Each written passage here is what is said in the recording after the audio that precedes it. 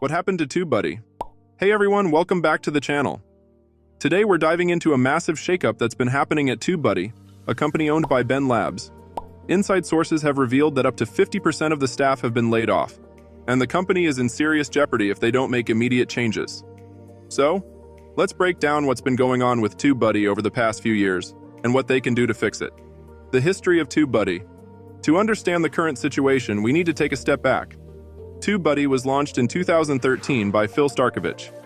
The original purpose of TubeBuddy was to provide advanced analytics software to help YouTubers optimize their content. It was a great tool for years, helping creators with descriptions, SEO, and productivity tools.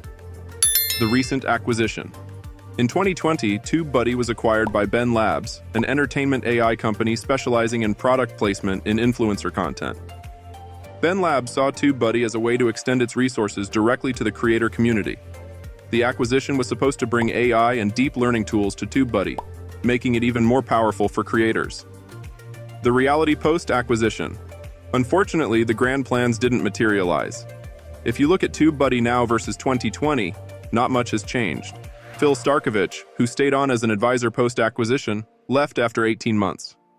He preferred leading a company, and the acquisition meant he no longer had creative control, management, and innovation issues. After Phil left, new executives took over, many of whom lacked experience in the creator economy.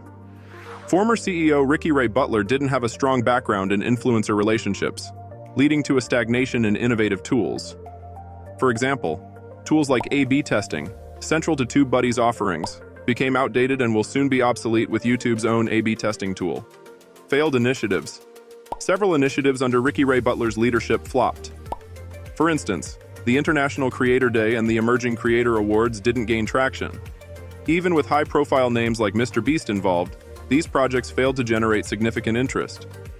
Current layoffs and restructuring. Fast forward to 2024. Ben Labs is restructuring, which includes laying off many staff members and appointing a new CEO, Ted Sheffield. However, Ted, primarily a legal expert, lacks experience in influencer marketing. This raises concerns about his ability to understand and meet the needs of creators.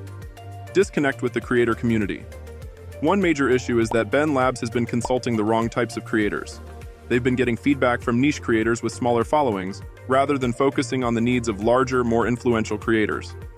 Phil Starkovich's advice. Phil Starkovich believes that to turn things around, TubeBuddy needs to reinvest in new tools and features to excite users and reconnect with the community. He emphasizes the importance of evolving the product and regaining trust from creators. Future outlook. Unless TubeBuddy makes a dramatic pivot and develops competitive tools, it risks falling by the wayside. With competitors like vidIQ and ViewStats.com offering fresh and relevant tools, TubeBuddy must innovate to retain its user base. In summary, TubeBuddy's decline stems from a lack of innovation, poor management decisions, and a disconnect with its user base. To survive, TubeBuddy needs to listen to creators, invest in new features, and regain the trust of the creator community.